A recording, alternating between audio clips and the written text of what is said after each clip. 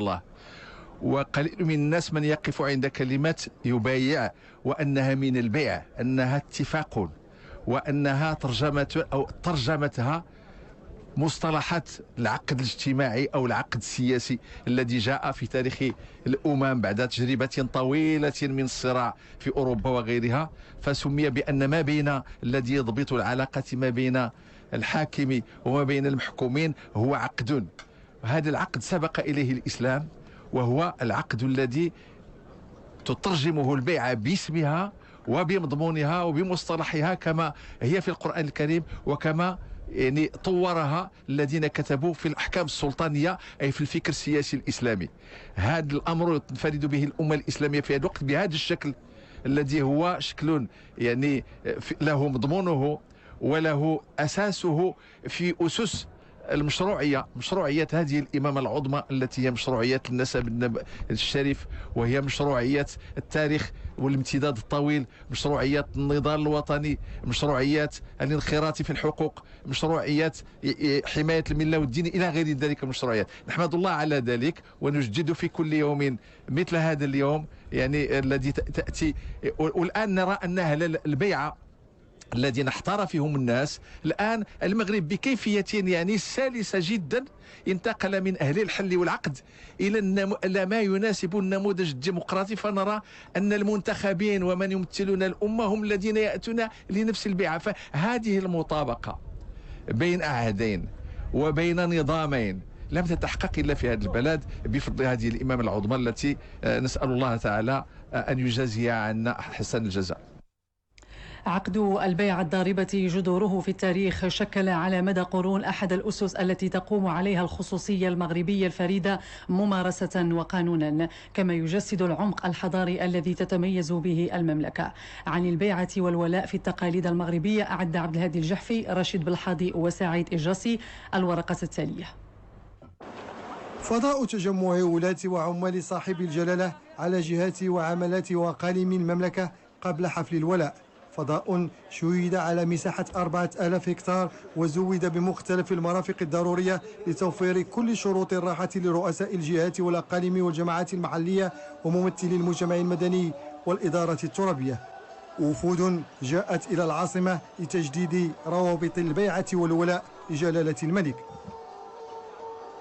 اليوم هذه البيعة اللي احنا نواصلوها 12 قرن لجدودنا وابائنا وجدودنا خلاوها لنا، نواصلها، وهي درس اولا لمن يفقهون في دروس التاريخ ولمن يستوعبون الدروس اليوم ويتعظون لها، ولمن يستلهمون الدروس للمستقبل. هذا الكنز وهذا الميثاق يجب علينا أن نحافظ عليه، ويجب علينا أن نكافح من أجله، لأنه هو ضامن وحدة المغرب، وهو ضامن سيادة المغرب، وهو ضامن الحفاظ على أمننا وعلى نمونا الاقتصادي والاجتماعي. وكتبين الروابط التي تجمع بين الشعب المغربي وجلالة الملك محمد السادس، واللي عبروا من خلالها على تأييدهم ووقوفهم وراء جلالة الملك لقيادة المغرب.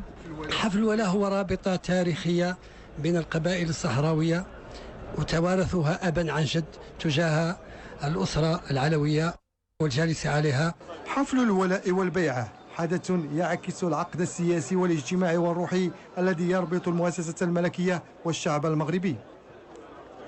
البيعة عقد ترابطي بين القمة والقاعدة، هذه سنة من السنن الحميدة تعود إلى الملوك العلويين الأوائل. هذا رمز يعني من الأيام الخالدة عند اللي كتعبر على الالتحام ديال العرش والشعب المغربي قاطبة.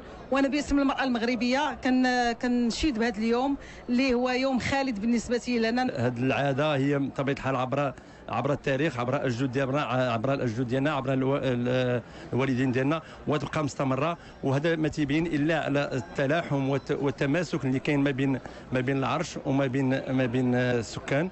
جينا اليوم باش نشاركوا في حفل الولاء اللي هي واحد الميثاق تاريخي منذ قرون بين العرش والشعب لتجديد البيعة والولاء والتشبث بأهداب العرش العلوي المجيد.